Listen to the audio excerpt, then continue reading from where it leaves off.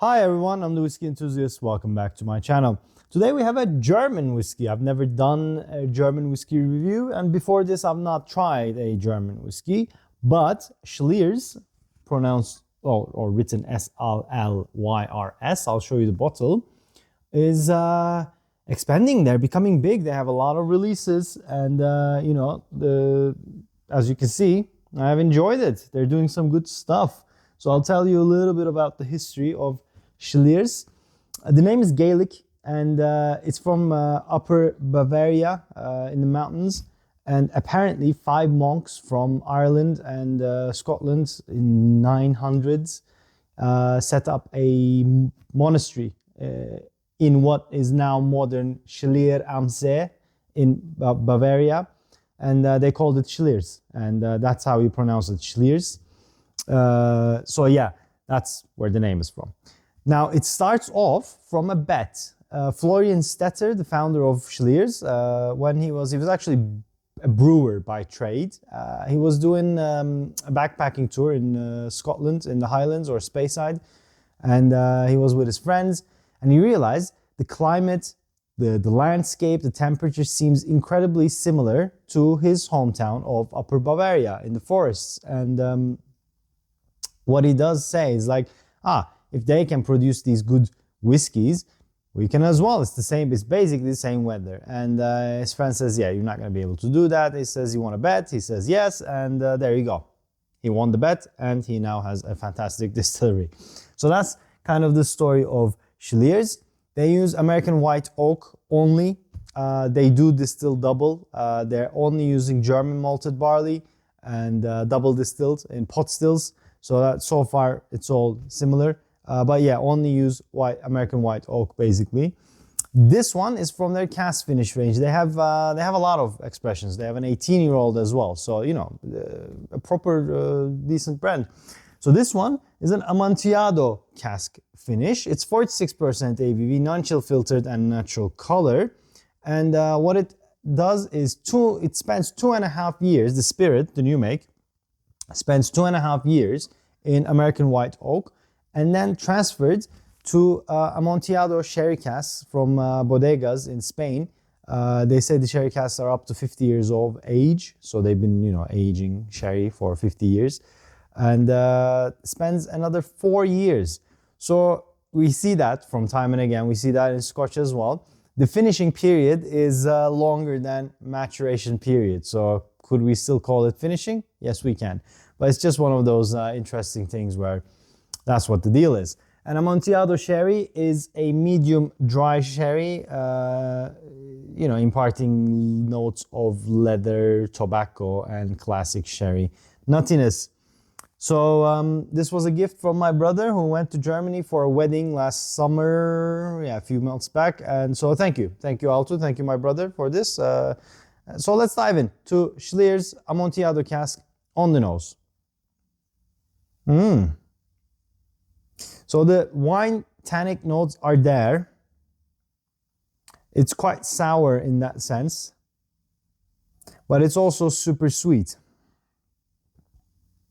It's like green apple juice. It has that fizziness to it. That fresh apple is there, but there's that sour wine tannic there. It smells dry, if that makes sense. It smells tannic.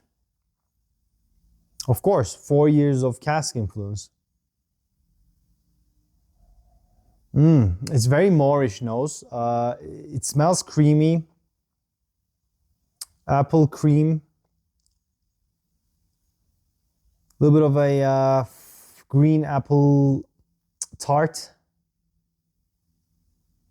You know what? Those are those fruit cakes, the small cakes with the dough around it, and the fruits are inside like a jello. I'll put the photo up there. I don't know what they're called, but it's that. So you get a little bit of creamy notes, sweet notes, but you also get a fresh notes from the fruits. And tannic bitterness is there. Sour, bitter, spicy. It's an interesting nose for sure. Okay, on the palate. Wow. Yeah, forgot this. Yeah, it's a pretty, it's mouth coating. The creamy notes are definitely on the finish now. Yeah, incredibly creamy, a little bit of yeasty, but the palate is like apple cider or apple brandy. Very fresh, zesty, fizzy, a little bit of prickly, a little bit of bitey. Yeah, it's you don't get too many fruits floating around. It's mostly apple.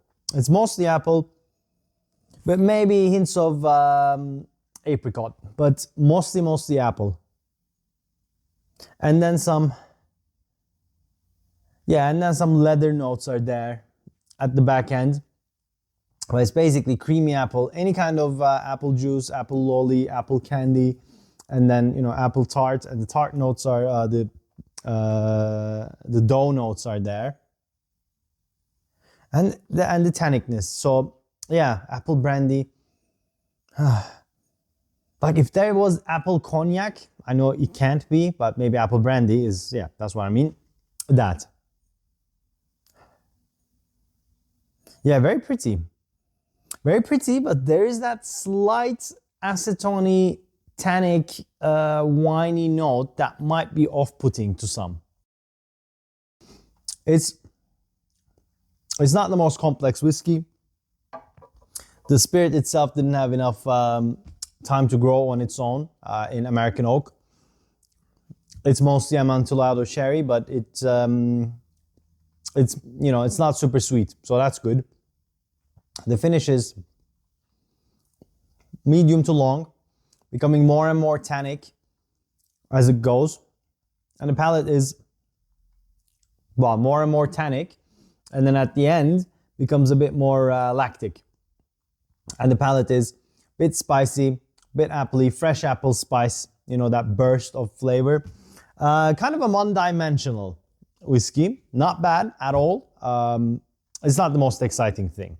Definitely well made, and the casks are active, sure. I could see, I mean, it's enjoyable, and we enjoyed it with family, as you can see, but you wouldn't be going back and back and back to it. It's a bit of a, like I said, one-dimensional, and could be a bit boring. But it's definitely a nice way to start your evening. It's a nice taste. So I'm gonna recommend a 2 Glencairn on Slyrs whiskey, on this one as well, but in general, Slyrs, if you can find it, go search it. If you're in Europe, I bet you can online. They do pretty cool stuff, so give it a shot and let me know what you think. If you have tried this one, let me know as well, or if you haven't tried any other Slyrs. There's a 12-year-old, I think there's a 10-year-old, there's mountain version, there's one with, that was way too expensive, beer cask finish, but I think that was like 150 euros for a 6-year-old whiskey or something. You do get this with European small distilleries. The price bracket is massively different than the Scotch whiskies when it comes to young whiskey in Europe. Some are ridiculously priced, but their costs are probably higher. Anyway, that's it from me, guys. If you liked it, please hit that like button. If you haven't already, please subscribe to my channel. It does mean a lot. And if you want to become a member, that's also available. And until next time, cheers.